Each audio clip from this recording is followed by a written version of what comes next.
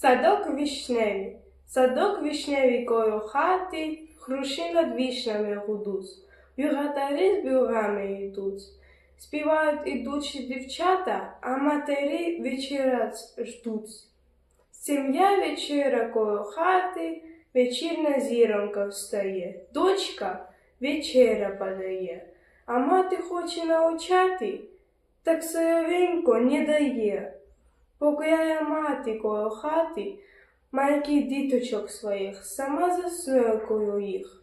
Затихає все, тільки дівчата, та соловенько не затих. Ісхіс кохіс махйоб'ят, барі аріс аюбіс, გუთანს მოსდევს მეფუტნე, ბიჭს გოგონა გაურბის. დედა სურს რომ ასწავლოს გოგოს ვახშმის გაწყობა, მაგრამ ბუიბუიები მღერიან და არის სულ სხვა განწყობა.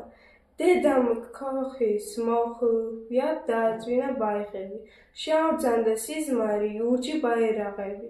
შუა ღამის სისხლარე ყველაფერს მოერია, ჩუმად ბუიბუიები და გოგონები მღერიან.